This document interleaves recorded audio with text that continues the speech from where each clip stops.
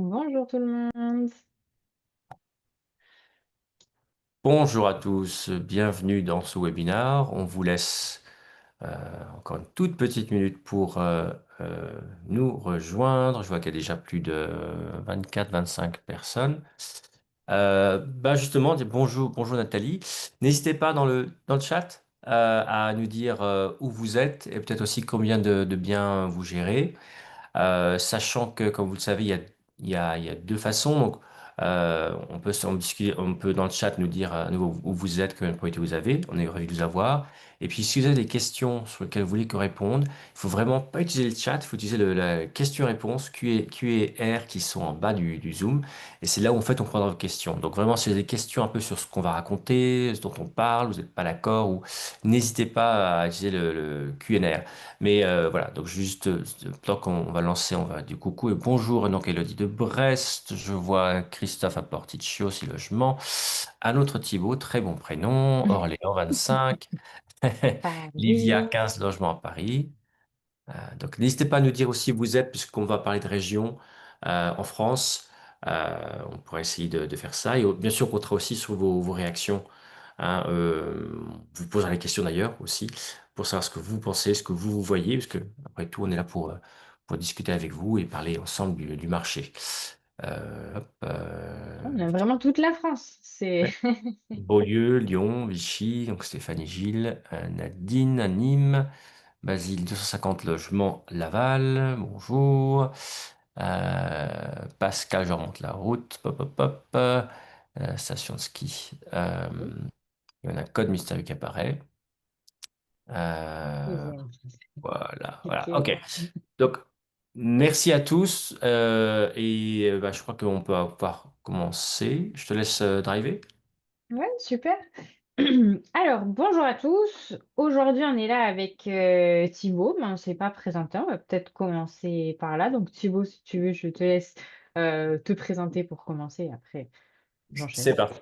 C'est parti. Donc, je suis Thibaut Masson. Je suis en charge du marketing produit monde pour PriceLab. Je suis aussi le créateur par là, je crois, Rental Scale Up a reçu par PriceLab, qui est un site de news, en fait, sur le service, sur le secteur de location courte durée. Donc, super content d'être là pour parler du marché français, été, et ce qu'on voit pour l'automne. À toi, Marie. Super. Moi, je suis Marie. Je suis en charge du développement des marchés francophones chez Price Labs. Je vois qu'il y en a certains comptes avec lesquels je pense que j'ai déjà eu l'occasion de discuter par le passé. Donc, un plaisir de vous revoir. Et aujourd'hui, avec Thibaut, on va commenter un petit peu les tendances qu'on a vues sur les 3 derniers mois, donc sur l'été, et puis les perspectives, un petit peu ce qu'on observe sur les mois à venir. Donc, comme on vous disait tout à l'heure, je le répète juste au cas où, si jamais vous avez des questions, si vous pouvez les concentrer dans la boîte à questions plus que le chat, parce que c'est plus facile pour nous de pouvoir y répondre de cette façon-là, ça nous aiderait. Donc, je vous remercie par avance. Alors, bon, en fait, on s'était déjà présenté avant la slide, mais comme ça, vous avez nos noms, prénoms complets si besoin. Alors, au programme d'aujourd'hui, qu'est-ce qu'on va voir? Donc, on va commencer par un bilan des performances. On va vous montrer la France dans sa globalité et ensuite, on est venu sortir les données sur trois principaux marchés. Donc, potentiellement, je vois qu'on a certaines personnes qui viennent de Bretagne, etc. On n'aura pas les chiffres sur ces marchés-là, mais si vous les souhaitez, sachez que sur notre site web, on a une partie où vous pouvez aller regarder des données à la fois historiques et des tendances futures sur différentes régions françaises. Donc, je pourrais vous présenter ça à la fin du webinaire s'il nous reste un petit peu de temps. On va aussi regarder donc les tendances sur le futur, donc sur les prochains mois d'automne. Donc, on va faire la même chose. Une vision sur la France et ensuite sur les principaux marchés. On va sortir quelques conclusions là-dessus, vous donner quelques conseils pratiques.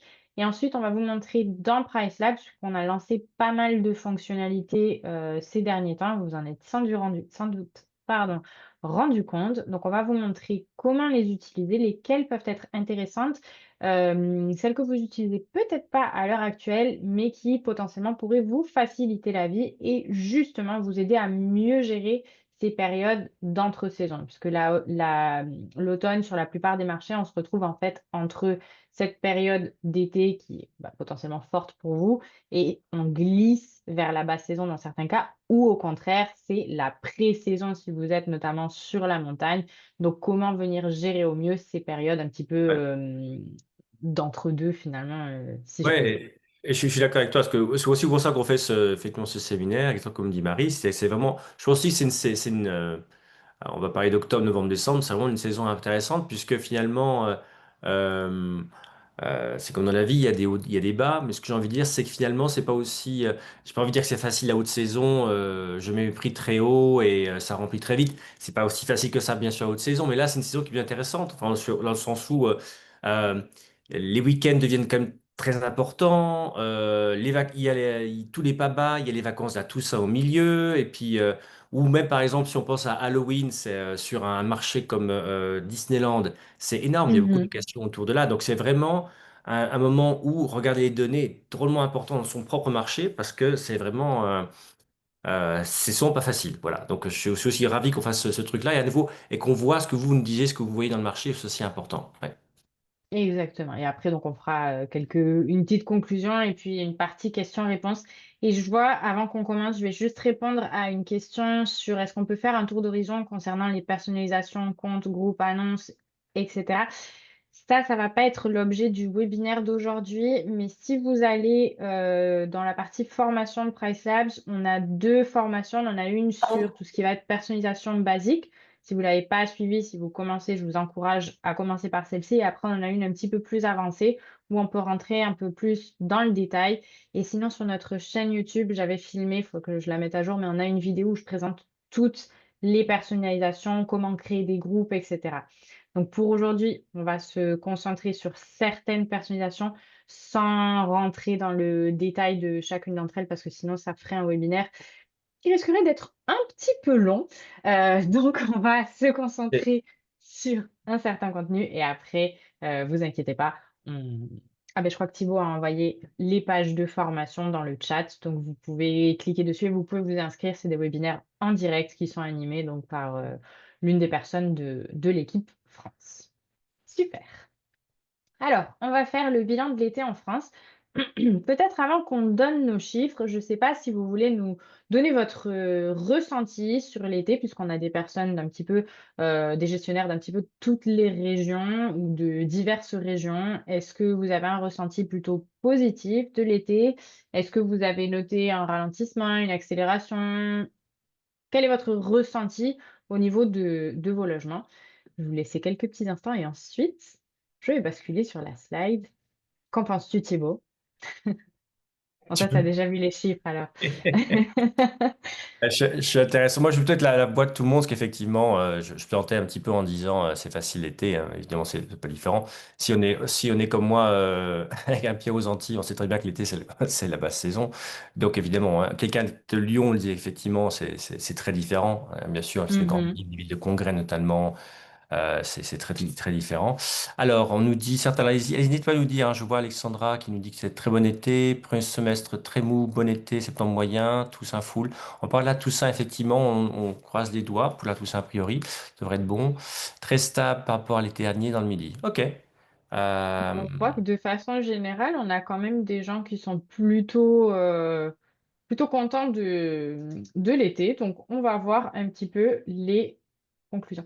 Alors, je ne sais pas si je peux cacher. Non, zut. Je ne sais pas si vous voyez en haut de mon écran une bande avec différents outils ou est-ce que vous ne la voyez Non, pas et vous voyez bien on la va pas. slide. C'est parfait. Super. Donc, ça ne cache que pour moi. Donc ici, on a sur cette slide, on vous montre l'évolution du nombre d'annonces donc depuis 2022 jusqu'à août 2025. Ce qu'on constate ici, c'est que l'offre entre l'été dernier et cette année, donc on a une légère baisse en termes de nombre d'annonces.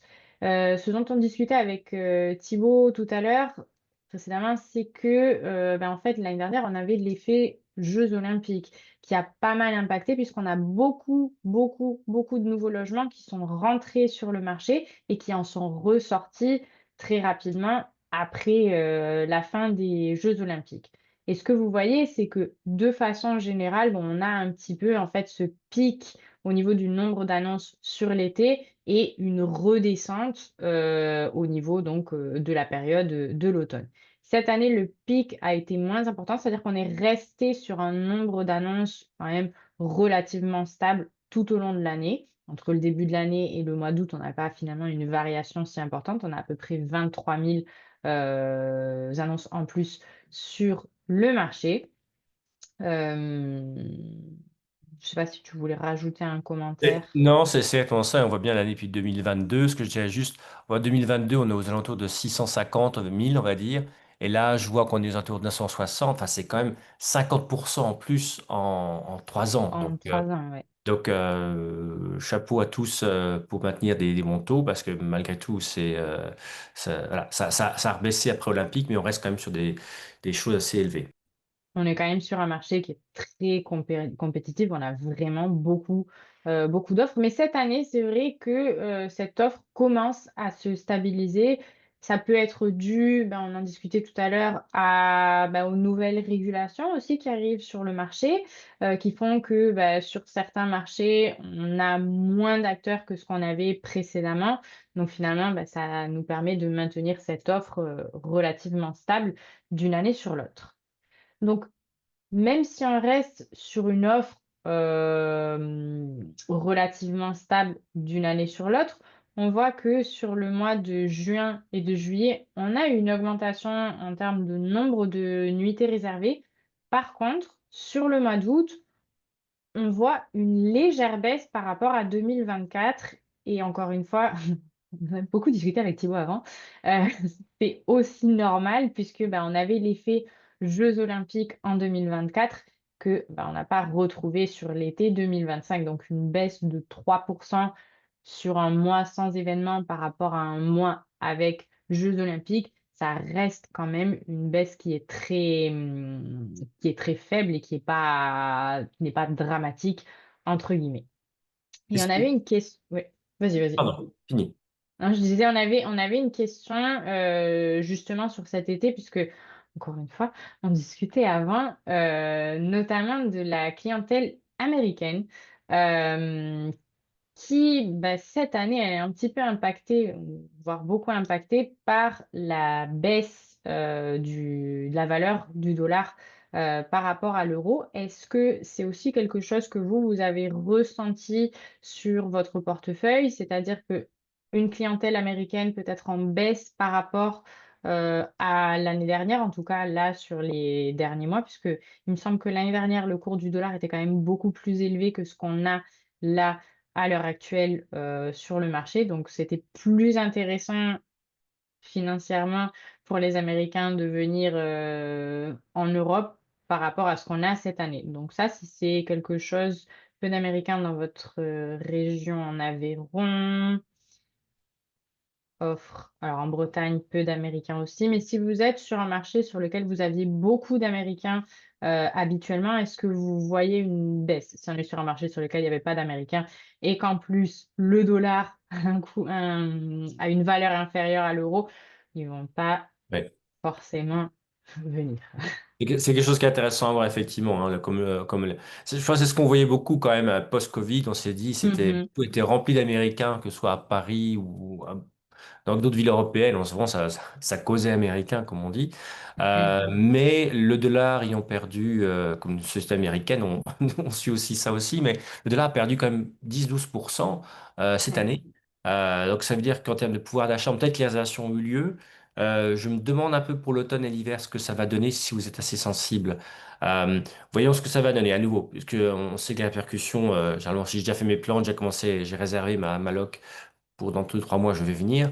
On va voir. Est-ce que aussi peut-être que l'allocation suit, mais est-ce qu'il restreint peut-être les dépenses plus sur le resto, tout ça, ce qui est un phénomène qui peut aussi avoir lieu, je ne sais pas. En tout cas, voyons ce que ça peut donner. Et c'est aussi intéressant parce qu'on vous montre des chiffres, à chaque fois. On a En règle générale, on fait le suivi sur ce qui se passe en France, mais il faut aussi savoir que, il y a aussi d'autres, événements socio-économiques qui vont impacter finalement les réservations. C'est pas forcément une question de: «J'ai pas mis la meilleure stratégie en place» ou alors «Il y a plus d'annonces sur mon marché». Il faut prendre en compte, en fait, tout le contexte dans sa globalité pour pouvoir tirer des conclusions. Et c'est là que bah, c'est intéressant pour nous de faire un petit peu ce travail de conversation avec vous, d'obtenir aussi votre ressenti et nous de vous fournir les chiffres qu'on va pouvoir récolter. Donc, si on regarde maintenant les chiffres, donc là, on est sur les chiffres au niveau de la France. Ce qu'on peut voir, c'est qu'en termes de taux d'occupation, on a quand même constaté, que ce soit sur juin, juillet ou août, une augmentation par rapport à l'année dernière. Donc plus ou moins importante en fonction des différents mois de l'année. Mais ce que vous voyez, c'est que autant sur juin, juillet, sur août, on est en moyenne entre 4, 5 points d'occupation au-dessus de ce qu'on a réussi à obtenir en 2024. En termes de prix moyen, c'est là où on voit une tendance un petit peu en ralentissement, notamment sur le mois d'août où la progression a été moins importante en termes de prix moyen, puisqu'on n'a que plus 1 € par rapport à 2024. Mais encore une fois, si on prend en compte que l'année dernière, on avait les Jeux olympiques et que cette année, on ne les a pas, finalement, ce plus 1 € en n'ayant pas d'événement, il reste tout de même positif. Et sur le mois de juin et juillet, on a tout de même des belles augmentations en termes de prix moyen d'une année sur l'autre, donc entre 2024 et 2025. Maintenant, on va passer sur une analyse peut-être un petit peu plus granulaire. Enfin, pas peut-être, on va passer sur une analyse plus granulaire. Donc, on a pris 3 régions principales. Si dans le futur, on voit qu'on a beaucoup de demandes, par exemple sur la région de ou la Bretagne, la Vendée ou d'autres, n'hésitez pas à nous le dire et puis on verra si sur les prochains webinaires, on pourra aussi changer un petit peu les régions qu'on présente pour s'adapter aussi à ce que vous souhaitez voir. Donc, sur la région Rhône-Alpes, donc on avait, il me semble, des personnes qui commentaient de Lyon. Donc ça va vous intéresser. Donc ce qu'on a vu, c'est qu'au niveau de l'été, on a une belle progression en termes de taux d'occupation par rapport à l'année dernière. Donc plus 4 points d'occupation sur le mois de juin, la même chose sur le mois de juillet et la même chose sur le mois d'août, une progression qui est restée très linéaire. En termes de prix moyen, ça s'est plus ou moins compensé. En fait, si on lisse sur les 3 mois, on est resté sur quelque chose d'assez similaire à ce qu'on avait l'année dernière. Légère baisse en août, mais légère augmentation en juin. Donc finalement, c'est relativement compensé. Et vu qu'on a cette progression positive en termes d'occupation, en termes de RevPAR, on devrait voir une légère augmentation sur ces 3 mois-ci. Si maintenant on passe à Paris, Île-de-France. Donc ici, ce qu'on peut constater, c'est pareil, un taux d'occupation relativement supérieur à celui qu'on avait l'année dernière. Donc notamment sur le mois de juin, on voit une très belle augmentation avec 12 points d'occupation en plus. Le mois de juillet, c'est pareil, 15 points d'occupation en plus. Sur le mois d'août, on est sur plus 6 points d'occupation, mais on reste quand même sur une belle progression en termes d'occupation. En termes de prix moyen, c'est là où ça s'est corsé, entre guillemets, un petit peu. On voit que sur le mois de juin, en prix moyen, on a réussi à atteindre des résultats supérieurs à ceux qu'on avait en 2024. Par contre, juillet, août, on se retrouve en dessous. Encore une fois, ici, si on rajoute le contexte de cette année, on n'avait pas les Jeux olympiques et l'année dernière, on avait les Jeux olympiques. Même si les feedbacks qu'on a eu sur les Jeux olympiques, c'est que bah, certaines personnes se sont retrouvées un petit peu déçues par rapport à l'impact qu'ont eu ces événements sur leurs tarifs, on a quand même eu un impact positif sur les prix moyens. Cette année, en n'ayant pas les Jeux olympiques, ben, on retombe sur des tarifs finalement un petit peu plus cohérents et un petit peu plus semblables à ce qu'on avait sur les années précédentes, les Jeux olympiques. Et si je peux effectivement là, Mhm, c'est vraiment intéressant enfin, cet effet olympique, c'est-à-dire que, je ne sais pas, c'est ce que vous voyez aussi dans vos marchés, sur la région parisienne. On sait que juin était vraiment pas terrible, début juillet, parce qu'en fait, beaucoup de gens ne voulaient pas venir. On entendait ça beaucoup, mhm. en disant, il y a des travaux, c'est infernal. On se souvient, il faut des passes, des barrières. Beaucoup même de Parisiens étaient partis, on se souvient. de ça. Donc, moi, je suis fasciné par le surperformance, on va dire, de juin, qui est vraiment, voilà, qui est vraiment un très bon redressement. Mais effectivement, Mhm. la correction des prix est aussi intéressante. Est-ce que les prix étaient très élevés à cause des Jeux Olympiques, et ce qui expliquait aussi d'ailleurs que peut-être que l'occupation était plus faible? Est-ce que du coup on vient à un rééquilibrage? C'est assez intéressant, mais je pense qu'on va ça peut-être en effet rêve pas, parce que si occupation, on parle de impact occupation, impact EDIA, donc prix de la nuitée, le rêve est un facteur des deux. Je me demande ce qu'on va voir. Je crois qu'on n'a pas mis le REFPAR dans les slides. C'est pas grave alors. Donc effectivement, en tout cas, on répare ce qu'on peut imaginer. En tout cas, c'est effectivement si j'ai Ouais. Si on même multiplie, parce que je repars donc on va dire que si même ici. si c'est à peu près voilà, c'est un peu à la baisse, mais il y a quand même une bonne forte compensation. En tout cas, pour juin, on n'arrive pas à être bien meilleur, puisque de toute façon, on a un nuitée plus élevée et vraiment une grosse hausse de juin. Maintenant, voilà, la question c'est sur route, est-ce que pif pof, on arrive au premier résultat avec plus de gens mais des prix plus élevés? Eh ben, un rêve pas, en tout cas, je viens de faire le calcul rapidement sur le mois de juillet. On tombe au-dessus cette année grâce à cette forte augmentation en occupation. On est quand même, comme je disais, sur plus 15 points. Donc, on était l'année dernière sur un rêve par, même si on avait un prix moyen à 209 et un taux d'occupation à 54, à peu près à 112. Et cette année, on se retrouve sur des résultats plutôt aux alentours de 120. Donc, on a quand même une augmentation au final du RevPAR grâce à cette augmentation en occupation. Donc, plus de volume, finalement, ben, en fait, on choisit la stratégie. Il faut adapter ses tarifs en fonction aussi du type de demande face à laquelle on se retrouve. Alors, on a une question de Guillaume. L'ADR comprend tout ce que paie le voyageur ici, frais de ménage, etc. Non. Dans nos données, on exclut les frais de ménage. On est sur les tarifs à la nuitée payés par le voyageur. En revanche, si vous êtes et d'ailleurs, pardon, pas en revanche du tout. Et d'ailleurs, si vous voulez voir le positionnement de vos annonces, par exemple, pour une annonce particulière, si vous êtes dans le données de quartier, vous pouvez voir en fait vos prix et les prix également de vos concurrents immédiats. Et dedans, on vous donne, par exemple, le montant des frais de ménage qu'ont les Pour concurrents autour de vous. pratiquer. Ouais. Donc ça, vraiment, c'est important pour nous, effectivement, exactement comme dit Marie, d'avoir le prix de la nuitée, de distinguer ça. Donc c'est ce que communique effectivement là, mais on sait bien que les frais de ménage existent et impactent. Donc c'est pour ça qu'on les ressort quelque part dans ce tableau, dans données de quartier. Vous êtes dans le tableau de mes concurrents. Vous voyez bien là, pour les concurrents que j'ai choisis, on ressort les frais de ménage, par exemple. Tout à fait. Je crois que j'ai vu plusieurs questions sur est-ce qu'on peut avoir les slides, est-ce qu'on aura un replay. Il me semble que Thibaut a répondu au fur et à mesure. Mais oui, la vidéo, elle sera postée sur YouTube dans les prochains jours. Je ne sais pas si demain ou en début de semaine prochaine. Lundi. Lundi, donc en début de semaine prochaine.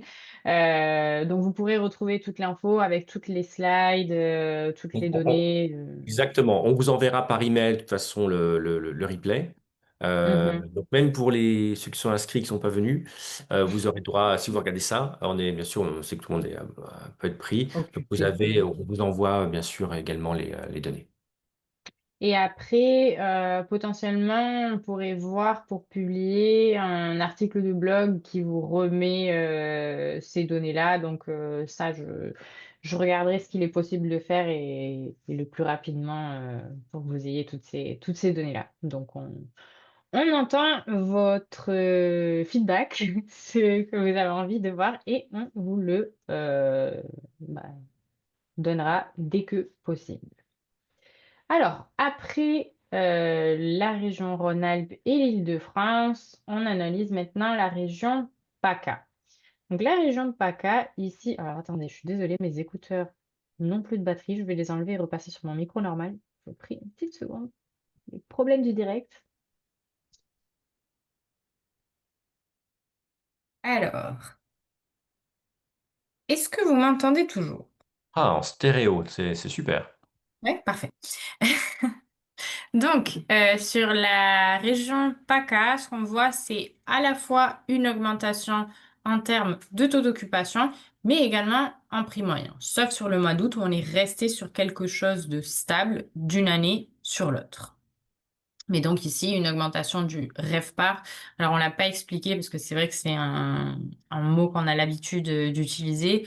Le RevPAR, ça vous donne finalement la rentabilité, pardon, le revenu que vous avez généré par nuitée disponible. Et ça prend en compte à la fois le taux d'occupation et votre prix moyen. Si on regarde tous les revenus que vous aviez et le nombre de nuitées qui étaient disponibles à la vente, ben, ça vous lisse finalement combien de revenus vous avez fait par nuitée. Donc, c'est ce qui vous permet d'une année sur l'autre de comparer. Parce que si vous augmentez énormément en termes d'occupation, mais vous baissez à fond en termes de prix moyen, est-ce que c'est plus rentable que si vous aviez vendu peu à des tarifs super hauts? Il faut venir comparer, en fait, ce qui est comparable en prenant en compte ces deux éléments, euh, puisque au final, bah, ces deux éléments, c'est ce qui vous donne votre revenu. Alors, parmi les points clés à retenir, donc on va répéter un petit peu ce qu'on a vu précédemment. Donc, ce qu'on a vu, c'est qu'au niveau de l'offre sur le marché, on est arrivé sur quelque chose d'un petit peu plus stable d'une année sur l'autre, où on reste sur un nombre d'annonces sensiblement similaire par rapport à ce qu'on avait en juin 2024. On a observé sur la plupart des régions une augmentation de la demande, surtout sur les mois de juin, juillet, avec une légère baisse sur le mois d'août. Et encore une fois, cette légère baisse sur le mois d'août, elle est aussi à prendre avec des pincettes parce qu'on avait plusieurs régions, villes de France qui ont été impactées par, encore une fois, cet effet Jeux olympiques. Euh, donc là, bah oui, les différences régionales comptent puisque bah, sur la région de Paris, Île-de-France, c'est là où on a constaté la plus forte baisse en termes de prix moyen d'une année sur l'autre. Encore une fois, ça reste normal. On ne peut pas comparer une période avec événement face à une période sans événement. On aura forcément une différence au niveau des tarifs. En revanche, sur le reste, enfin, en tout cas sur les deux autres régions qu'on vous a montrées ici, on a des augmentations en termes d'occupation d'une année sur l'autre avec des prix moyens qui restent soit stables, soit qui sont en augmentation. Donc, de façon générale, des tendances qui ont été plutôt positives sur cet été 2025. Maintenant, on va commencer à regarder un petit peu les tendances sur le futur, donc sur l'automne. Alors, est-ce que oui, c'est pas dans quelques petites, stratégies qu'on peut vous proposer pour l'automne. Qu'est-ce qu'il va falloir prendre en compte, encore une fois, sur cette saison qui est un peu, un entre-deux? Donc, ce qui va être intéressant, c'est de suivre ces données de rythme de vente, comment est-ce qu'on va par rapport à la même période l'année dernière, mais sans baser uniquement son analyse sur les données historiques. Il va falloir venir regarder pas ce que vous faisiez par rapport à l'année dernière, mais finalement quelle est l'évolution sur le marché de façon générale.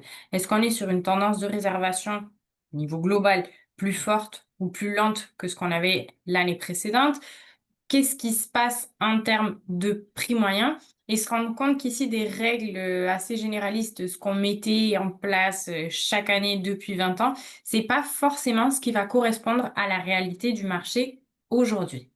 Donc c'est intéressant et crucial de prendre en compte les données de son marché pour savoir exactement de quelle façon on va devoir gérer à la fois ses tarifs et à la fois les différentes restrictions, que ce soit durée minimum de séjour, toutes ces choses-là, pour être le mieux placé, entre guillemets, sur son marché, pouvoir continuer, nous, à croître par rapport à ce que font nos concurrents ou par rapport à ce qu'on faisait sur les années précédentes.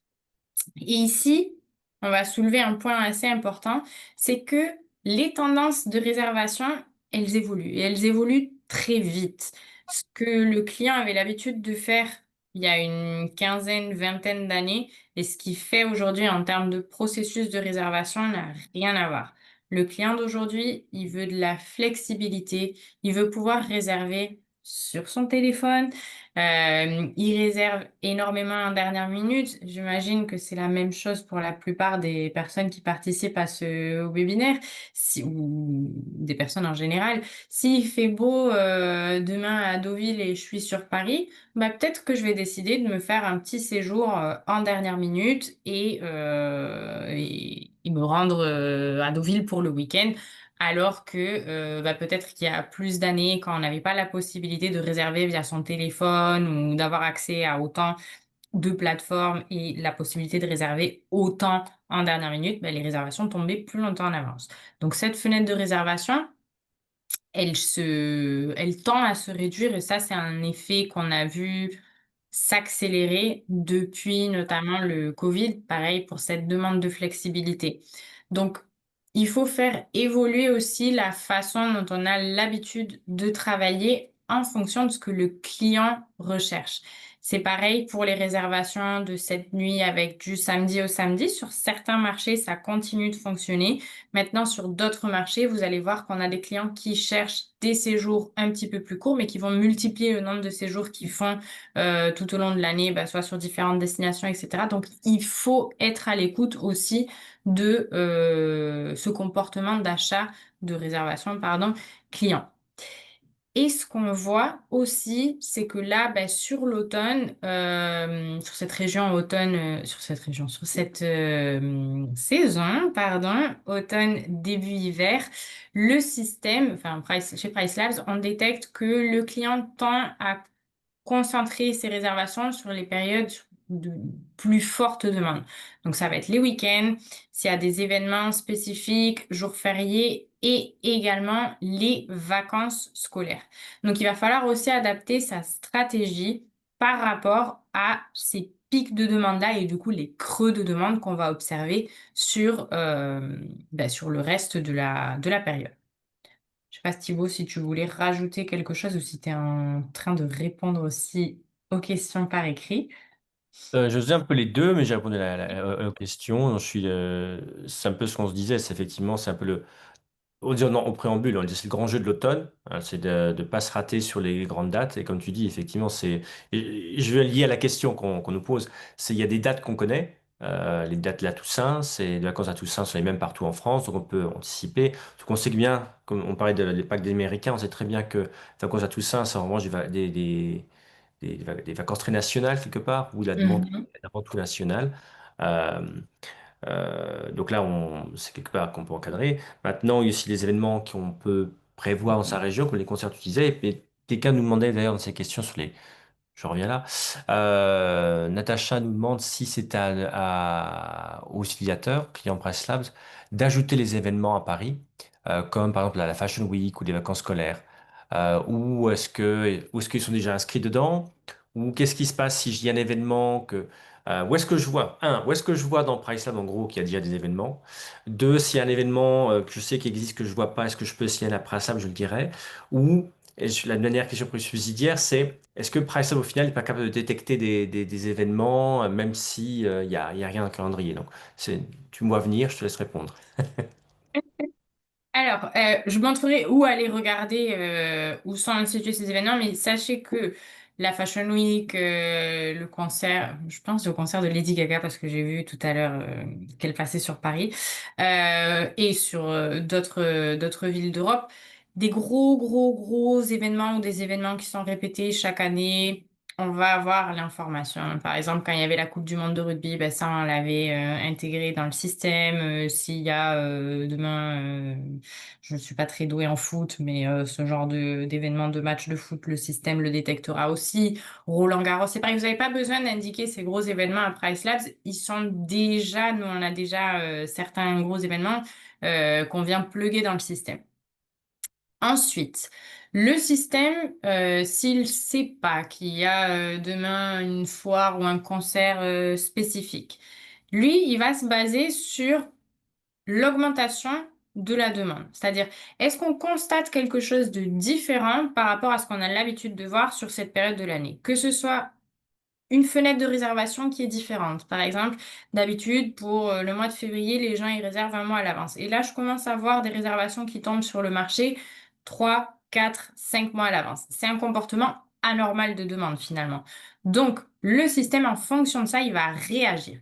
Mais il va pas réagir en disant j'augmente les tarifs de X%. Non, il va venir se baser sur ce qui se passe réellement et répondre en fonction donc de la demande réelle. Ce qui vous permet d'avoir la meilleure approche parce que vous êtes sûr de vous positionner sur quelque chose qui va être cohérent par rapport à ce qui se passe sur votre marché. Si jamais vous voulez nous signaler des événements spécifiques parce que vous voudriez qu'ils apparaissent sur les calendriers, vous pouvez le faire.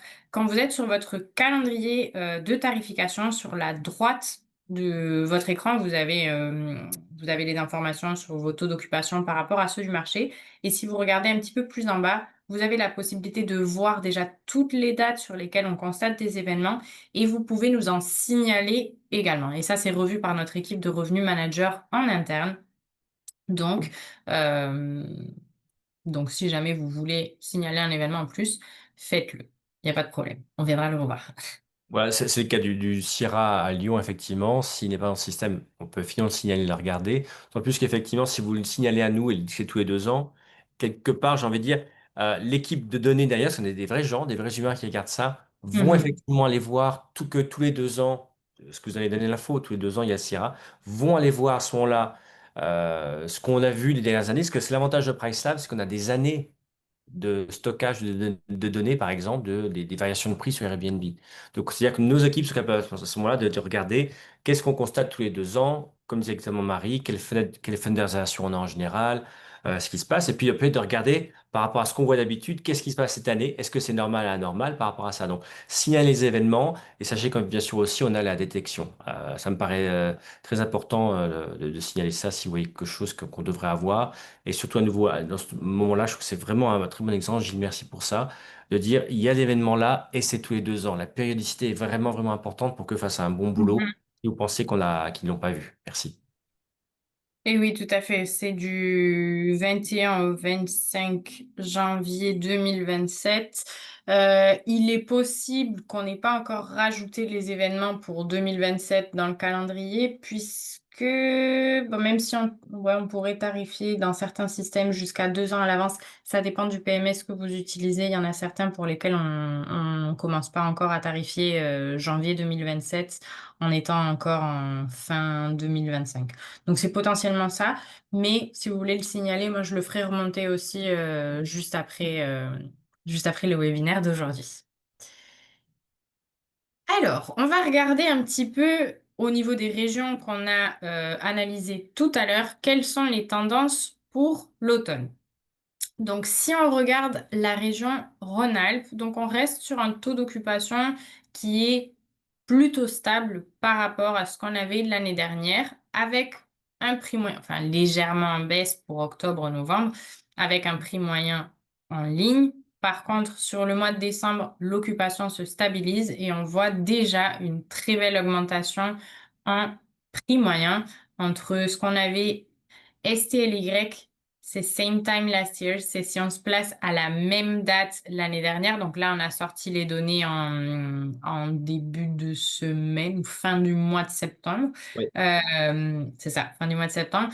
Donc si on se plaçait fin du mois de septembre 2024 et qu'on regardait le mois d'octobre, novembre et décembre, on obtient ces chiffres-là. Donc on se compare à date finalement pour comparer ce qui est comparable.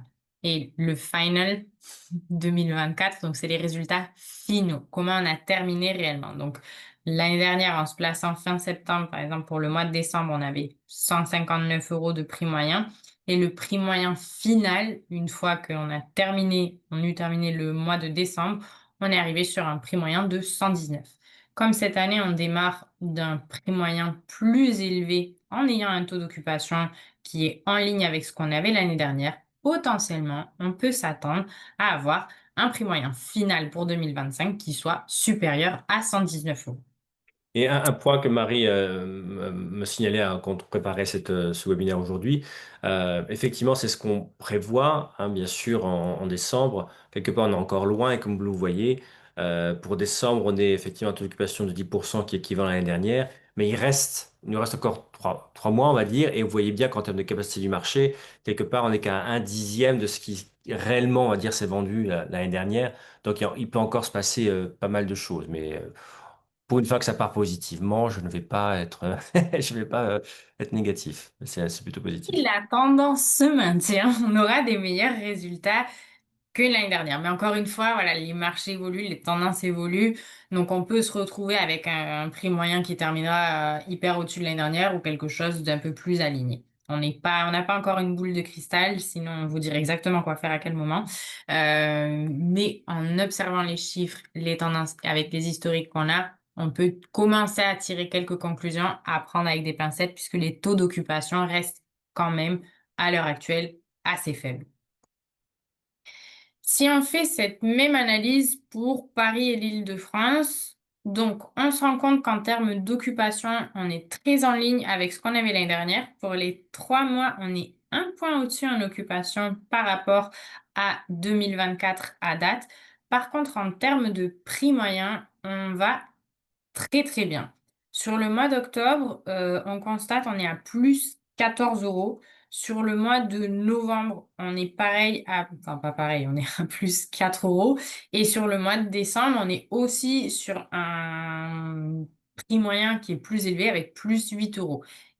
Encore une fois, ici, le chiffre qu'on peut vraiment le plus analyser, ça va être le mois d'octobre où on commence à avoir un taux d'occupation qui est plus signifiant que ce qu'on va avoir sur le mois de novembre et décembre. Donc là, la tendance sur le mois d'octobre, en tout cas sur Paris et Île-de-France, elle est actuellement extrêmement positive. Donc ici, si on continue, si on fait un petit peu comme on a fait tout à l'heure sur le mois de décembre pour Rhône-Alpes, on devrait terminer avec un mois d'octobre avec un taux d'occupation aux alentours de 70-73% et avec un prix moyen qui devrait se maintenir si on a la même tendance que l'année dernière. Puisque l'année dernière, entre le début du mois et la fin du mois d'octobre, on a gagné, ça fait combien? À peu près 40 et quelques points en occupation avec une baisse de prix moyen d'uniquement 2 euros. Donc si on arrive au même rythme, on devrait atteindre un prix moyen aussi aux alentours de 180 euros pour le mois d'octobre. Encore une fois, si la tendance se maintient. Si je peux me permettre ici aussi, je te pose une question en lien avec la question que Natacha pose dans le chat. Euh, oui, comme tu dis, effectivement, ce qui est intéressant, c'est que des chiffres qu'on a pris, là, c'est notre vue à fin septembre. Il a fallu pour octobre, il y a 30 jours, 35 jours. On voit que finalement, 30-35 jours, c'est là où on va remplir entre les 30 et 72%. Finalement, il y a quand même beaucoup de résas pour octobre qui tombent en octobre. Et Natacha nous dit elle a l'impression qu'il y a beaucoup plus de réservations de dernière minute. Moi, c'est ce que je vois sur pas mal de marchés. On entend beaucoup de marchés, effectivement, où la fenêtre de réservation se comprime. C'est ce que toi, tu constates ça également auprès du marché français de tes clients? Oui, mais c'est pas uniquement le marché français. Je pense. Alors après, moi, je connais plus le marché européen. Je peux pas trop commenter sur les autres continents.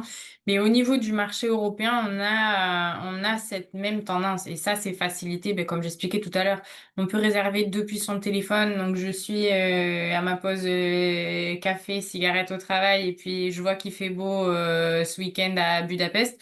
Je vois un vol pas cher, je peux partir. On est sur une clientèle qui est plus flexible et qui a cette possibilité de, en toute dernière minute, réserver même des clients qui font du bail mobilité ou des séjours au mois, qui réservent aussi avec un délai d'anticipation qui est de plus en plus réduit. Moi, ça m'a beaucoup surpris. Je pensais que la clientèle qui faisait du séjour au mois ou toute la clientèle bail mobilité réservait très longtemps en avance. Et j'ai été surprise par les tendances. On peut avoir du client qui vient, qui réserve un séjour de 2 mois en toute dernière minute parce qu'on a aussi ce digital nomade. On a ces nouveaux types de clients qui sont apparus au cours des dernières années qu'on n'avait pas forcément il y a 5 ou 6 ans. On en avait, mais en proportion beaucoup plus réduite. Donc oui, la fenêtre de réservation de façon globale, en tout cas sur les marchés urbains, sur d'autres marchés, si on regarde la Corse, on est sur quelque chose de très différent où le client continue à réserver très longtemps en avance. Mais sur des marchés urbains, on a plus de facilité peut-être au moment d'avoir ces réservations de dernière minute. Donc ça explique pourquoi vous constatez de plus en plus de clients qui réservent en dernière minute. Et nous, côté produit, ce qu'on voit également, c'est que du coup, par exemple, si vous utilisez l'algorithme de Price Labs, on a un algorithme qui va calculer pour vous les remises dernière minute. On voit que ça se déclenche finalement quelque part plus tard et moins Mhm. fort, puisque finalement, euh, euh, bah, si on se dit que on peut tenter le coup, entre guillemets, que la demande viendra, on peut tenir ses prix plus tard. Mais c'est vraiment, voilà, faut garder ses nerfs, bien sûr, et c'est pas évident hein, de faire ça quand on est responsable de revenus, de chiffre Mhm. d'affaires. Mais voilà, donc c'est vrai que, en tout cas, nous, c'est ce qu'on constate également, que ça se déclenche moins facilement. Donc, heureusement, l'algorithme le voit quelque part. Nous, on parlait de ça, l'algorithme voit les réservations, à quel moment elles tombent. On voit bien si Mhm. c'est différent ou pas. Mais ça veut dire aussi que, ben voilà, mes prix tarifaires, peut-être que d'année en année, si je les reconduis automatiquement en me disant, ben moi, je fais n'importe quoi, mais à moins 30 jours, on est à moins 30%, moins 20 jours, moins 40%, bah forcément, c'est plus à adapter ça. Ça complexifie les choses. Je ne dis absolument pas que c'est simple, hein, bien sûr. Non, non, mais c'est pour ça qu'encore une fois, c'est extrêmement important d'être à l'écoute du marché, d'avoir ces données pour venir adapter, parce que c'est pareil, cette notion de dernière minute sur le mois d'octobre ou sur le mois de décembre ou sur le mois d'août, elle n'a rien à voir. Ce que vous allez dire, bah ça c'est du dernière minute pour le mois d'août, ce sera peut-être 15 jours à l'avance. Par contre, le dernière minute sur le mois d'octobre, ce sera peut-être 2 jours à l'avance. Donc c'est là que le système, lui, vient vous aider, puisqu'il va venir regarder quelle est la fenêtre de réservation en fonction des différents mois de l'année et il ajustera cette notion de dernière minute aussi. Et il observe aussi l'offre et la demande sur le marché pour déterminer bah, de combien est-ce qu'on a besoin d'ajuster. Donc ça, on est un petit peu en avance sur le reste des slides. On va revenir là-dessus d'ici quelques instants, mais sachez que cette fenêtre de réservation, elle évolue d'une année sur l'autre et vous l'avez dans les données sur le quartier. Si vous êtes utilisateur de Price Labs, vous avez la possibilité de constater sur les 2 dernières années, selon les différents mois de l'année, l'évolution de cette fenêtre de réservation pour voir ben, si elle est en réduction ou si au contraire elle a l'air de s'accélérer. Et toujours dans les données sur le quartier, le graphique d'occupation vous permet aussi de comparer le taux d'occupation de cette année par rapport à donc same time last year, donc la même à date l'année dernière et donc de voir si on est en avance ou en retard, entre guillemets, sur le rythme de vente d'une année sur l'autre. Sur la région PACA, au niveau du taux d'occupation, on est légèrement en dessous de ce qu'on avait à date l'année dernière. En termes de prix, c'est pareil, on est sur une tendance un petit peu inférieure, sauf à partir du mois de décembre où là, on est supérieur à ce qu'on avait l'année dernière à date en termes de prix moyen. Encore une fois, c'est des données à prendre avec des pincettes. Sur le mois de novembre, ici, on parle de 3% de taux d'occupation par rapport à 7% l'année dernière. Il suffit ici que l'année dernière, on ait plus de villas réservées avec grande capacité, donc avec un tarif plus important que cette année pour que ça crée un écart très fort en termes de prix moyen. Quand on est sur des taux d'occupation inférieurs à 20-25%, je dis à chaque fois de prendre ces informations-là avec des pincettes. Pourquoi? Parce que quelques réservations de logements de grande capacité en retard d'une année sur l'autre ont un impact assez important sur les prix moyens. Donc, comment repérer ces tendances-là et s'adapter? Et c'est là que Price Labs vient vous aider, puisque le système fait déjà un certain nombre de choses en arrière-plan. Je sais pas si Thibaut, tu veux peut-être prendre la main sur cette partie-là ou si tu veux que tu me dis. Oui, oui, oui, oui, oui, oui. Alors, Alors, il y a plusieurs choses dont on parlait. Enfin, quelque part, ce qu'on expliquait un peu au début, c'est que on a un certain nombre de données. Donc, pour chaque annonce dans le monde, on est capable d'avoir un modèle de prix qui tient compte de, par exemple, de ce qu'on a vu par le passé. Et puis, on va regarder aussi ce qui se passe cette année par rapport au passé, est-ce que ça varie. Mais c'est pas seulement ça, c'est pas quelque part que le marché. Ce qui m'intéresse également, c'est comment se comporte l'annonce, le logement en particulier, cette année, par exemple en termes de taux d'occupation. C'est-à-dire qu'on va tenir compte à ce moment-là on va ajuster par rapport au taux d'occupation de ce logement pour s'assurer que les prix vont bien. Donc on va regarder l'ensemble du marché, comment ça se passe d'habitude, comment ça va, et puis ce logement par rapport à l'ensemble du marché, est-ce que ça va mieux ou pas. Donc ça permet par exemple aussi, donc ça peut être aussi bien pour un logement, mais c'est aussi par rapport, vous avez un portefeuille de données de plusieurs biens, on peut aussi bien aussi jouer là-dessus. C'est-à-dire qu'on peut aussi bien dire, je veux tenir compte du taux d'occupation, on va dire, de mon portefeuille, de ce qui se passe pour faire varier les prix. Parce que, imaginons, j'ai une agence qui on fait les choses très très bien, le marché va pas bien, notre agence va très très bien. On va pas faire varier, on va pas sacrifier vos prix parce que le marché va pas bien. Si vos taux d'occupation sont bons, nous on va maintenir les prix, voire même pourquoi pas les augmenter, puisqu'on va tenir, on va renforcer ici ce facteur de taux d'occupation en rapport soit à un logement ou soit par rapport à votre portefeuille. Donc ça, on fait entre guillemets derrière. Exactement. Et ça, c'est déjà une option qui est appliquée de façon automatique. Si vous Ouais. n'avez rien touché dans le système, on vient en plus des ajustements en fonction du marché, comme disait Thibaut, venir ajuster les tarifs selon le taux d'occupation de votre bien. Alors, ça, j'en parlais tout à l'heure, effectivement, c'est la même manière, on va pouvoir, alors on va pas très très bien, mais c'est ce qu'expliquait Marie tout à l'heure, c'est que la dernière minute ne veut pas dire la même chose au même temps. C'est-à-dire que la dernière minute, pour chaque bien, je parle, on va calculer pour chaque bien, on va dire, voilà, la dernière minute pour ce bien-là, qui est n'importe quoi en front de mer au mois d'août, ça peut être très loin parce que je réserve beaucoup à l'avance, ou la Mhm. dernière minute au mois d'octobre, février, c'est peut-être plus proche, les gens qui veulent voir les mimosas sur la côte, c'est possible, mais ça ne va pas forcément être la même dernière minute que dans le même vide, mais pas en front de mer. Ce que je veux dire par là, c'est que nous, on va regarder ça et automatiquement, on va dire, finalement, chaque jour, on va recalculer quand est-ce que la dernière minute doit se déclencher et jusqu'à combien on doit descendre en termes de remise. Ça veut dire, voilà, dernière minute, le facteur de minute, en ce moment, cette saison, c'est-à-dire ça on va commencer à faire 30 jours et on descendra maximum à moins 34% par exemple. Et si vous avez laissé ça en route dans Price Labs, vous êtes dans la dernière minute, vous voyez par défaut que ça marche déjà. Et vous voyez même d'ailleurs ce que je vous disais, ce que je viens de vous dire, vous verrez, on vous dit, on déclenche les réducts de dernière minute à partir de X jours avant la date actuelle et on descendra jusqu'à moins X% et c'est vraiment écrit dedans. À nouveau, c'est la chose. Maintenant, si vous, votre agence, fait votre façon de gérer les dernières minutes, bien sûr, on voit ici, vous pouvez prendre la main et dire, moi, les résas, je sais moins X% via telle date ou pas, hein. Sinon, comme je dis, c'est l'algorithme qui va faire ça pour vous, qui ferait varier en fonction de la saison et, euh, et des biens. Voilà, Je réponds juste à une question. c'est pas pris. Ok. Donc là, on va rentrer un petit peu sur, j'ai déjà commencé à en parler, mais différents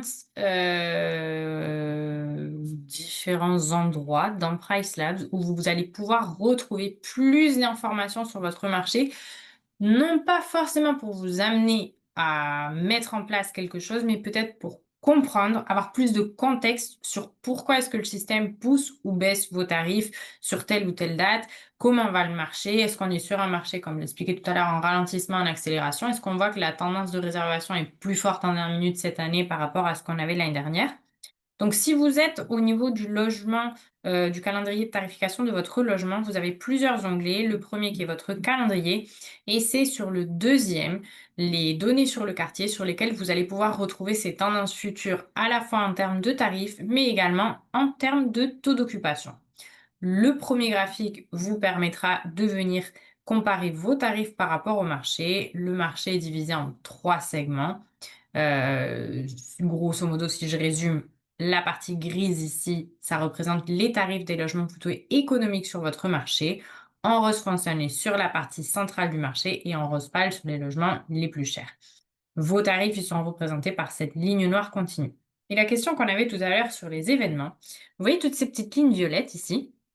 Chaque petite ligne violette, elle représente un événement. Donc, si vous placez votre curseur, donc moi ça marche pas parce que c'est une capture d'écran, mais si vous placez votre curseur sur l'une des dates ici, vous allez avoir l'information de, sur cette date-là, on voit, là, on doit être sur, je sais même pas sur quel marché on est sur les Alpes, je crois. Donc, il y a peut-être quelque chose qui se passe sur décembre. J'ai aucune idée de où se situe ce logement.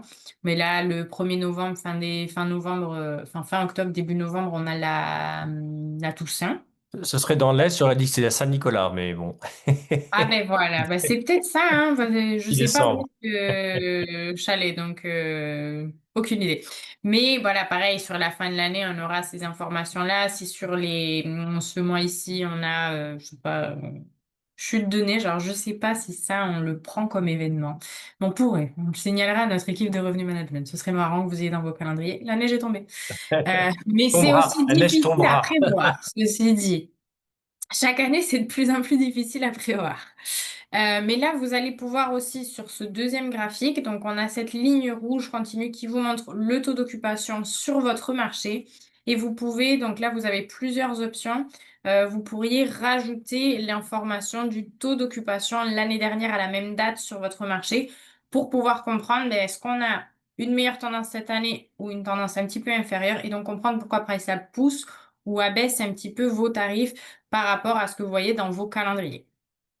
Et vous pouvez aussi rajouter le pick-up. Le pick-up, c'est cette montée en charge. On vous demande sur les 7 derniers jours, c'est-à-dire au cours des 7 derniers jours, quelles sont les dates sur lesquelles on a reçu des réservations. Et ça vous permet aussi de constater si les réservations se concentrent uniquement sur la dernière minute ou si vous avez aussi des réservations un petit peu plus longtemps en avance. Et le petit plus aussi, il y a un petit bouton qu'on voit. Donc là, on a pris la prise d'écran sur la version anglaise, bien sûr, la version francophone, française aurait le bouton, mais il y a un bouton qui s'appelle AI Insights. Je ne sais pas si on voit qu'il y a un tout petit bouton là, qui fait qu'en gros, on va aussi pouvoir traduire ce graphique. Il y a plein de données. On a un texte tout simple en français qui va vous dire, voilà, en gros, décembre, janvier se présente moins bien ou pas que l'année Hop, dernière. je vais Si vous vous le connaissez. montrer directement. Voilà, si vous connaissez bien les revenus, c'est lire ces graphiques, c'est bien. Mais si par exemple vous voulez, pourquoi pas comprendre un peu mieux ou parler avec votre équipe marketing qui n'a pas forcément l'habitude de regarder ces graphiques de revenus, je clique sur le bouton, j'ai un résumé, ça va être de comprendre un peu plus un résumé de données. Puis pourquoi pas aussi l'envoyer pourquoi pas à un propriétaire, en copier-collant, c'est aussi possible. Mais donc voilà, c'est une possibilité de faire. Donc, c'est toute l'approche qu'on essaie d'avoir, c'est d'injecter un peu de l'intelligence artificielle au bon moment pour dire qu'est-ce qu'on peut juste simplifier. Et comme disait bien Marie, c'est pas pour que vous n'ayez pas à faire le travail. Aussi, on va essayer de vous montrer un peu, faire comprendre ce qui se passe, donner plus de contexte pour que vous ayez, soyez encore plus transparent. Pourquoi est-ce que PriceLabs prend ces décisions? Je te laisse la main. Là, exactement. Si on regarde, ben, on est sur période de les fêtes de fin d'année. Bon, alors là, j'ai pris un logement au hasard, donc c'est Barcelone. Donc sur le 5-6 décembre, il y a des jours fériés. Donc le système les indique de cette façon-là. Ben, là, eh ben, vous voyez, sur Barcelone, il y a Lady Gaga aussi qui vient. Elle vient partout. Et j'ai pas réussi à avoir de tickets, donc je suis un peu déçue. Mais vous voyez, ce genre d'événements, ils sont indiqués de cette façon-là, donc vous pouvez les retrouver facilement. Et là, ce que j'expliquais tout à l'heure, si vous voulez voir un petit peu si on est sur un marché en accélération ou au contraire en ralentissement, vous pouvez rajouter les données de l'année dernière. Donc la courbe rouge, c'est toujours les données cette année pour votre marché. Et la courbe grise, c'est l'année dernière à la même période, si on regardait ces dates-là, comment est-ce qu'on était situé en termes d'occupation. Donc là, ce qu'on voit, c'est que bah, cette année, on est un petit peu en dessous sur ce marché-là en termes d'occupation par rapport à ce qu'on faisait l'année dernière. Les données sur le quartier, de façon générale, moi, c'est une de mes parties préférées dans Price Labs. Je vous encourage très fortement à aller venir regardez un petit peu toutes les informations que vous pouvez trouver. Vous avez des informations historiques, vous pouvez sortir des informations sur vos concurrents. Je vais arrêter de me disperser parce qu'il nous reste encore quelques slides, mais je vous encourage très, très, très fortement à aller les consulter et consulter-les de façon régulière parce que c'est pareil si vous avez un propriétaire qui vous demande plus d'informations sur votre marché, vous pouvez les fournir de cette façon-là. Le système, il les prend déjà et il les utilise déjà dans la tarification. Donc, encore une fois, ça ne veut pas dire que si vous voyez ici une augmentation du taux d'occupation sur le marché, le système va automatiquement, lui, ajuster les tarifs. Vous n'avez pas besoin, vous, d'aller modifier ces prix-là de façon manuelle. Ah bah justement, je m'avançais un petit peu, mais le calendrier des concurrents. Vous pouvez aller sélectionner jusqu'à une dizaine de logements concurrents et faire un suivi de leurs tarifs et de leur disponibilité. Donc si vous êtes, et alors ça c'est extrêmement intéressant, si vous êtes sur des logements peut-être aussi un petit peu atypiques, donc on ne parle pas forcément tout le temps des logements, mais par exemple si vous avez une love room, venez sélectionner ici des concurrents pour comprendre un petit peu comment est-ce que se gèrent d'autres logements de ce style-là par rapport à votre façon de travailler, votre taux d'occupation, toutes ces choses-là. Mais si vous avez un logement un petit peu plus classique et vous voulez juste faire un suivi de quelques logements spécifiques que vous considérez très proches du vôtre, vous pouvez en sélectionner jusqu'à 10. Vous allez avoir les dates sur lesquelles ils sont disponibles, les dates sur lesquelles ils sont indisponibles, aussi très important, les frais de ménage. Est-ce qu'ils sont sur un modèle split fee? Alors, je sais pas comment il s'appelle en français, frais partagés peut-être? Frais partagés, est-ce que sur Airbnb, est-ce qu'ils sont en frais partagés ou est-ce que tout est collecté directement sur l'hôte? Vous savez, maintenant, on va payer 15,5% à Airbnb. Donc, on vous dit également, ce qui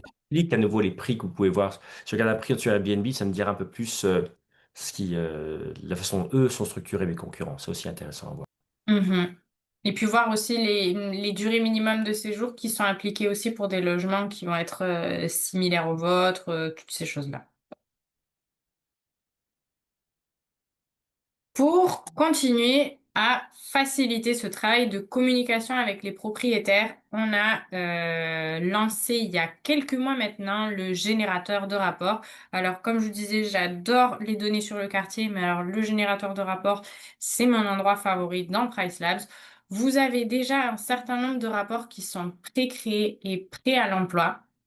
Donc, vous pouvez cliquer, filtrer, juste regarder une partie de votre portefeuille, une annonce, et vous allez avoir la comparaison de vos revenus, de votre occupation et de votre RevPAR d'une année sur l'autre. Vous pouvez rapidement retrouver quelles sont les annonces qui performent le mieux, peut-être lesquelles performent un petit peu moins bien, sur lesquelles vous allez souhaiter vous concentrer.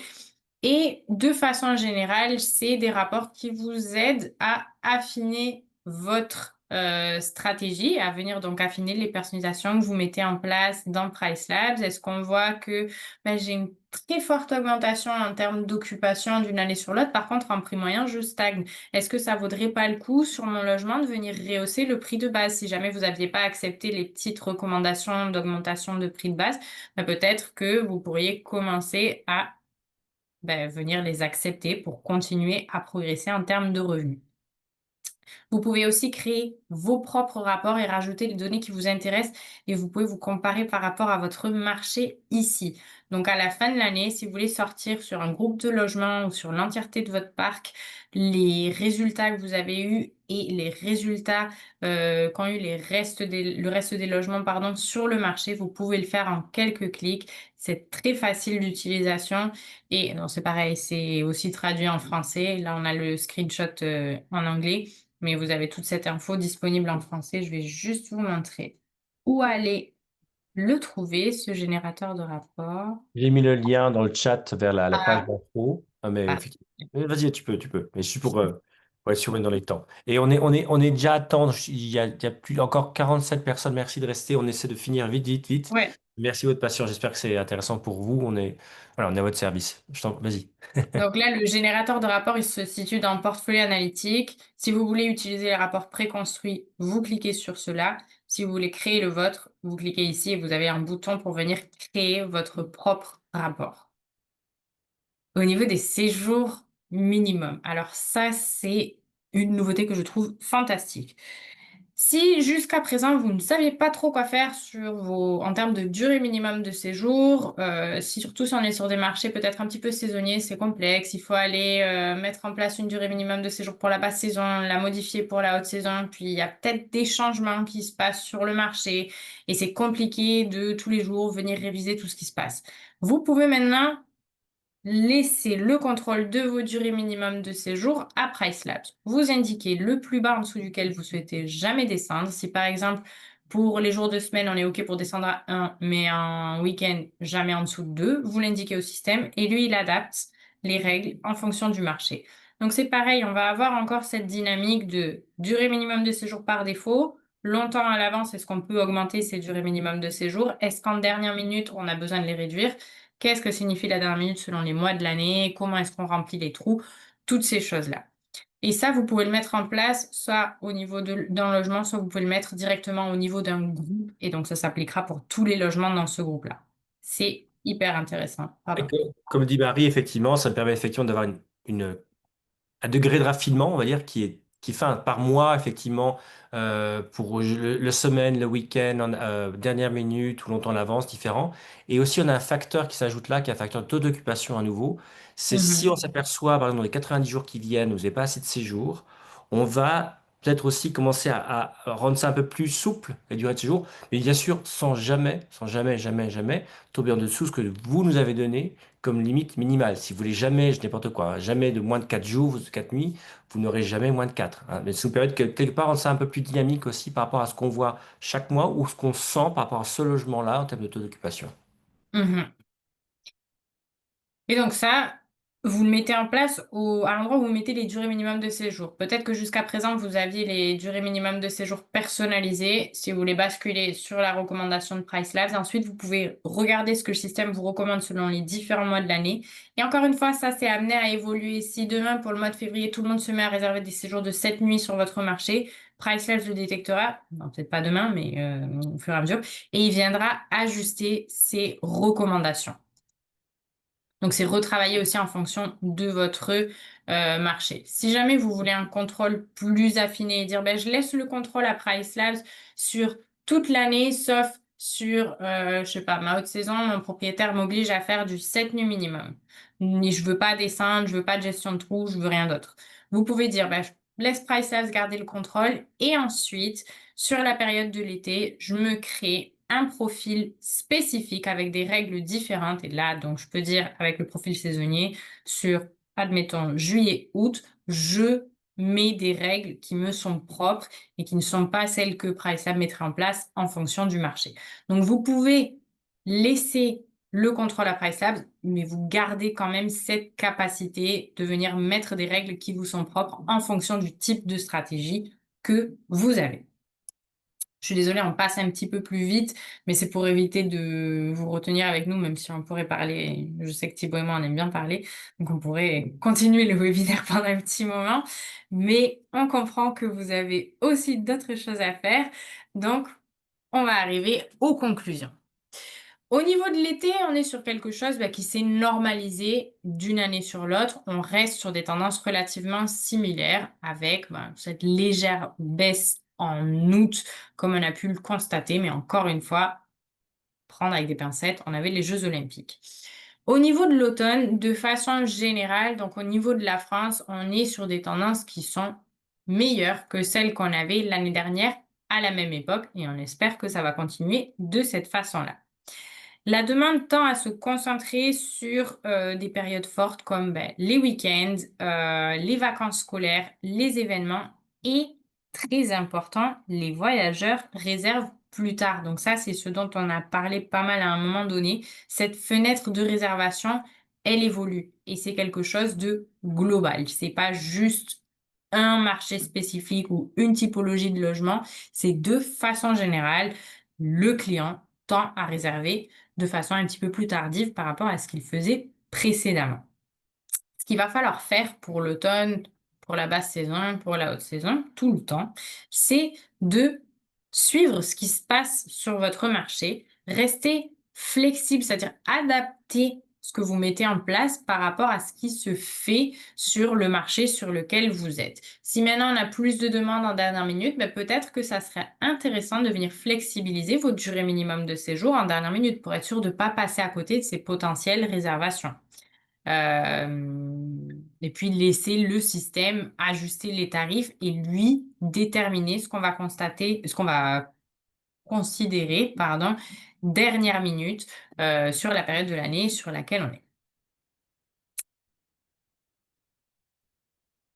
Et là, je vois qu'on a quelques petites questions, donc je vais essayer d'y répondre à l'oral.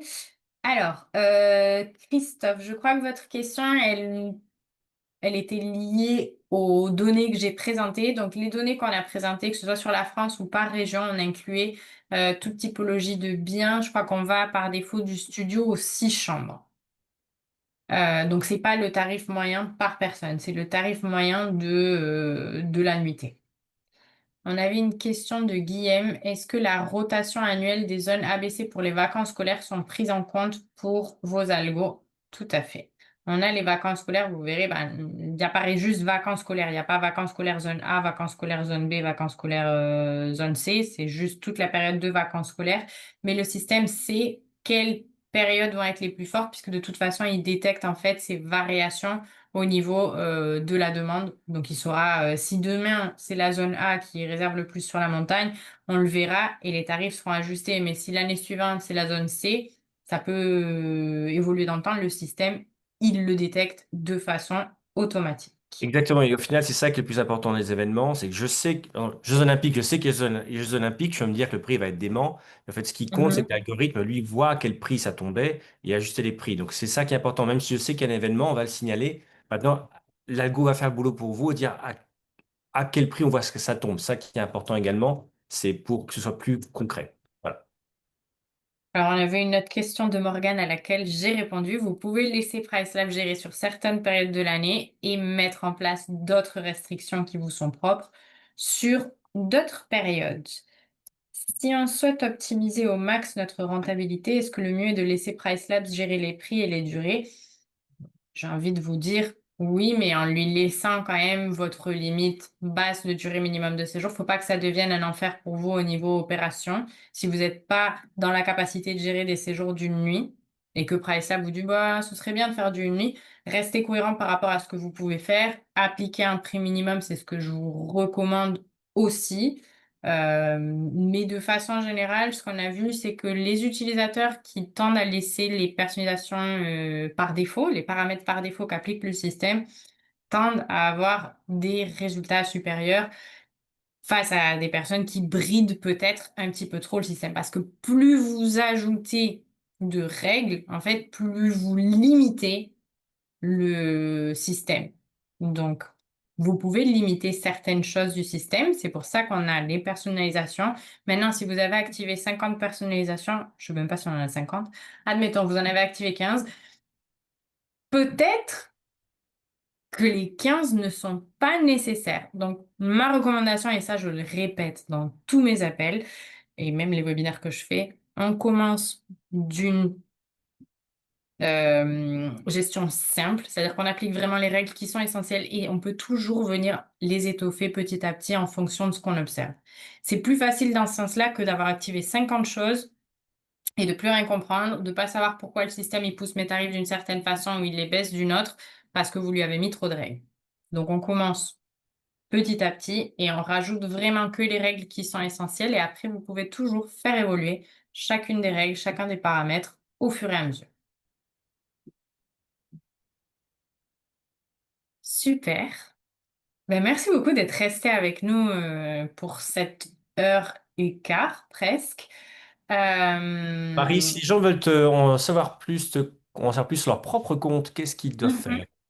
Alors, ben, ce que vous pouvez faire en haut dans votre compte, normalement, je crois que vous avez la possibilité de réserver un appel directement. Sinon, ce que je vous encourage à faire, c'est de contacter l'équipe de support en leur disant que bah, vous souhaiteriez plus d'informations, peut-être un appel individuel, puisque comme vous comprendrez, je ne peux pas tous les prendre, mais on est plusieurs sur l'équipe pour qu'ils puissent vous rediriger vers, donc soit moi, soit on a Valentin aussi dans l'équipe, on est plusieurs. Donc, ils vous mettront en contact avec une des personnes de notre équipe et on vous aidera du mieux qu'on peut. Et Jean-Christophe, pourquoi sur certains comptes PriceLabs, on a 2 crédits par mois pour faire des estimations et d'autres pas? Pareil, comme j'ai pas accès à votre compte là tout de suite, je vous encourage et je J'ai vais vous pris, montrer. j'ai pris le nom de Jean-Christophe déjà, mais Ah, parfait. montre, vas-y, je t'en prie, vas-y. Si jamais vous voulez contacter le support depuis votre compte PriceLabs ici, vous pouvez soit ouvrir un chat, donc là vous avez une vraie personne avec qui vous discutez en direct, soit si le chat n'est pas disponible, ça arrive quand on a peut-être moins de personnel disponible, vous pouvez ouvrir un ticket et on vous répond très rapidement. En règle générale, dans l'heure qui suit, quand on est en semaine, vous avez une réponse à votre ticket. Donc, je vous encourage à utiliser soit l'une, soit l'autre option en fonction de ce qui est disponible. Je ne vais pas le cliquer parce que sinon, ça va ouvrir un chat et je ne veux pas rajouter du travail à mes collègues pour rien. Mais vous pouvez le faire parce que vous ouvrirez un vrai ticket. Et bien sûr, on a aussi des webinaires d'onboarding groupé. Nous, on est présents aussi pour vous aider. Donc, n'hésitez pas à nous contacter. Et je te passe l'email de Jean-Christophe que j'ai récupéré. Voilà. Je Fantastique. se passe en direct tous les deux. Super. Parfait, ben, j'espère que cette présentation, elle a été utile, que vous avez appris pas mal de choses, que vous avez peut-être pu confirmer les tendances sur votre portefeuille face à ce qui se passait sur le marché, peut-être découvert aussi certaines nouvelles fonctionnalités. N'hésitez pas, on a pas mal d'articles qu'on est en train de rajouter sur notre blog aussi. Je vous encourage à aller les lire puisque cette année, on a vraiment écouté tous les retours, toutes les questions qu'on reçoit fréquemment et on essaye d'y répondre, bah, soit grâce à des webinaires, soit également grâce à des articles de blog. Donc, c'est des articles qui sont accompagnés de données marché, toutes ces choses-là qu'on prépare pour vous aider aussi à savoir comment mettre en place certaines règles dans Price Labs pour répondre à certaines problématiques bah, qu'on retrouve assez fréquemment finalement. Super, ben, je vous remercie à tous pour votre présence. Et puis, je pense qu'on va pouvoir terminer. Alice, je vous laisserai recontacter notre équipe de support parce que moi, j'ai un retour plutôt positif. Donc, pour comprendre peut-être que les filtres que vous avez mis en place, etc., pour qu'on puisse comprendre en fait ce qui fonctionne pas sur les analyses que vous avez effectuées et vous aider peut-être à affiner celle-ci pour avoir donc les meilleurs résultats disponibles. Parfait, ben, je pense qu'on va pouvoir terminer la présentation d'aujourd'hui. Merci beaucoup Thibaut. Merci de m'avoir accueilli. Et merci à tous d'être restés.